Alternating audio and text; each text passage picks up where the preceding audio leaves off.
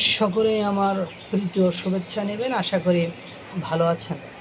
দেখেন, ভারত যখন কারোর বন্ধু হয় তখন তার বুক পিঠ সব দিয়েই তাকে আগলে রাখে এবং তার কল্যাণ মঙ্গল, তার অর্থনৈতিক প্রবৃদ্ধি, অগ্রগতি, উন্নতি সব জায়গায় তারা ঝাঁপিয়ে পড়ে, লাফিয়ে পড়ে।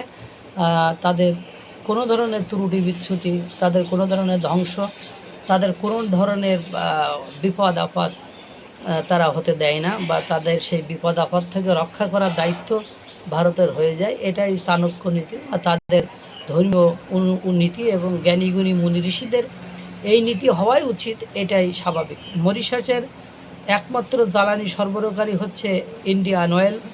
5 বছরের চুক্তি করেছেন, অর্থাৎ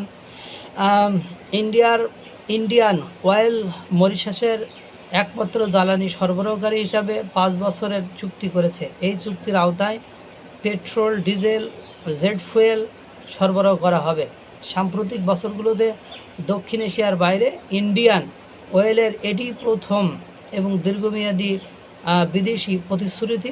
একই সঙ্গে ভারত 2032 সালের মধ্যে বার্ষিক 309 মিলিয়ন টনের বেশি পরিশোধন ক্ষমতা অর্জনের লক্ষ্য নিয়েছে। এই চুক্তি ভারতের জ্বালানি কূটনীতিকে আরও শক্তিশালী করবে বলে মনে হচ্ছে। দেখেন, এটা কত বড় একটা চুক্তি, দক্ষিণ এশিয়ার বাইরে এটা, এবং ভারত জ্বালানির ক্ষেত্রে কতটা সক্ষমতা অর্জন করেছে আপনারা জানেন। রাশিয়া এখন শোধনাগারে হামলা হওয়ার কারণে রাশিয়া যেখান থেকে ক্রুড অয়েল ভারত কিনে আসে, তাদের হঠাৎ করে জ্বালানির সংকট হয়। সেই রাশিয়াতেই উল্টা ভারত ক্রুড অয়েল প্রক্রিয়া করে ডিজেল পাঠাচ্ছে। বাংলাদেশে মারাত্মক আকারে জ্বালানি সংকটে ভুগতেছে, তাদেরকে জ্বালানি পাঠাচ্ছে। এভাবে অহরহ রাষ্ট্রে, মানে বিশ্বের এখন বর্তমান সময়ে সবচেয়ে তেল পরিশোধনাগার, ক্রুড অয়েল পরিশোধনাগার